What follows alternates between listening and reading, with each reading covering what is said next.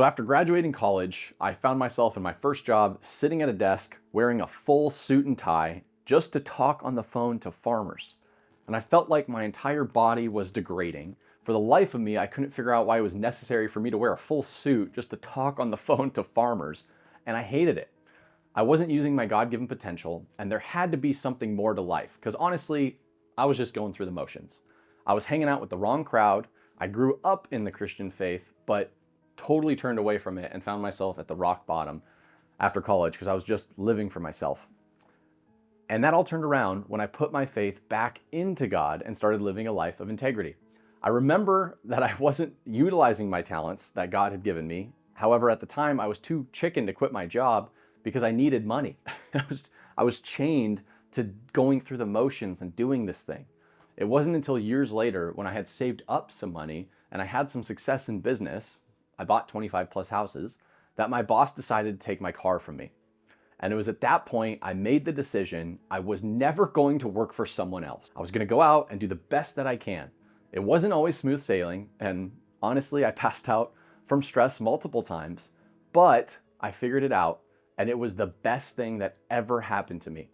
I chose the hard road and the narrow road, but I can tell you, choosing the hard road and the narrow road, it does get easier as you go through it. So if you're listening to this, you don't have to start a business. You don't have to do all these things. But I do think that you should look and see if you're finding fulfillment in what you're doing. Are you able to be a blessing to others with your work? If not, this video is for you.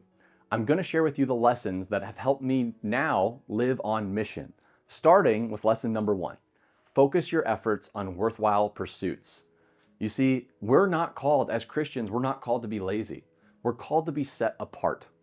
And to illustrate that, Proverbs 13:4 says, "The soul of the sluggard craves and gets nothing, while the soul of the diligent is richly supplied." So when I was partying and living for myself, I was the soul of the sluggard. After college, I went out Fridays, Saturdays, sometimes during the week, Mondays, Thursdays. I went out and I lived for myself.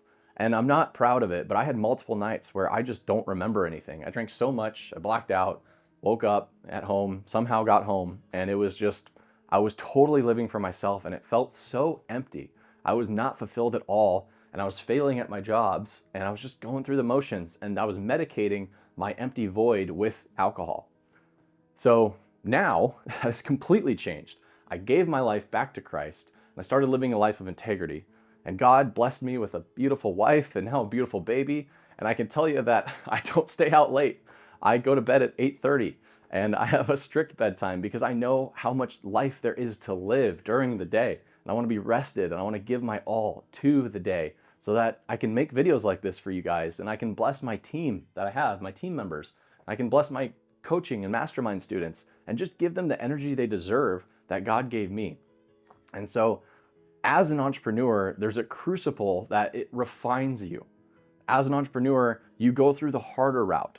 And as you go through the hard route, God will refine you and chisel off the bad habits that you have that is keeping us down. Like for me, it was alcohol or staying up late or partying, right? And so to illustrate that, I mean, when people asked how Michelangelo made the statue of David, he said, "I just chiseled out all the parts that weren't David."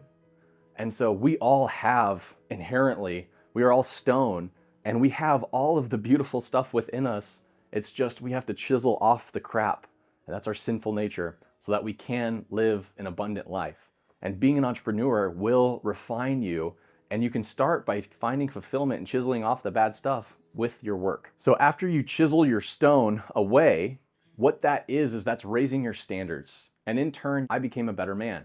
And I believe that that's what God ultimately wants from all of us, is emotional maturity, using hard time to refine us from our human nature. In those refining moments, it's not easy, but it is fulfilling. And that is the crucible of entrepreneurship that refines you faster and can bring you closer to God. But we also need lesson number 2. And so if you choose to go this route, lesson number 2 is be more abundant or be a bigger blessing.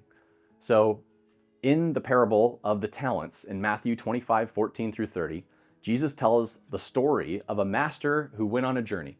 and he entrusted his servants with his property. And he gives 5 talents to one servant, he gives 2 talents to another, and he gives 1 talent to a third. The first 2 servants invest and double what they were given. And the master comes back and he praises them, saying, "Well done, my good and faithful servant." But the third servant, out of fear, hides it and buries it to save it, does nothing with it. And when the master comes back, he actually rebukes the servant, says, "You wicked and slothful servant." Then he takes the 1 talent for the one that wasted it, and he gives it to the servant who has 10. And the whole purpose of this is because it illustrates the faithfulness of what God has given us and what we do as stewards of what God has given us. So when we are diligent, the servants that are diligent, he rewards them and gives them greater responsibility. And to the ones who don't, he rebukes them and does not give them any responsibility. And look, this doesn't always have to be with money, but money does play a part. So when we do look at what has God given us, God has really given us 3 things. And there's 3 ways to be a blessing to others. You can do it with your time, you can do it with your talents, or you can do it with your money. And 3 people that he gave money to, he favored the one that made the most of it. So, guys, we only get 1 life. So make the most of that life that you were given to be a blessing to others. And that ties into the third lesson here, which is we are all a body of Christ. So 1 Corinthians 12 through 13 says, "For just as the body is one and has many members, all of the members of the body, though many, are one body. And so it is with Christ. For in one Spirit we were all baptized into the body, Jews, Greeks, slaves, or free, and we were all made to drink from one Spirit." And a bit later in that same chapter it says, "Now you are all the body of Christ and individually members of it." So these verses emphasize the unity and diversity. That though we have different roles and gifts, we are all vital parts of one spiritual body working together under Christ. So different talents, different parts of the body have different burdens to bear. And if you choose to be a business owner, it's not going to be easy. You'll have to grow. It's harder than being the person who stacks the chairs or the person who hides the talents. But you have the ability to impact people when you go out and you make more of the talents that you were given. That growth comes with greater responsibility, and God blesses those who take the growth and use that responsibility for good. So maybe this is the permission you've been looking for.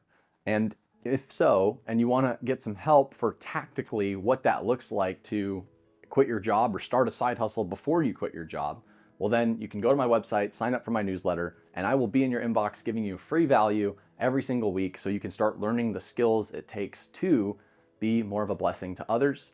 And if not, I hope you enjoyed this video. Hit that like button, hit that subscribe button, and God bless you, my friend.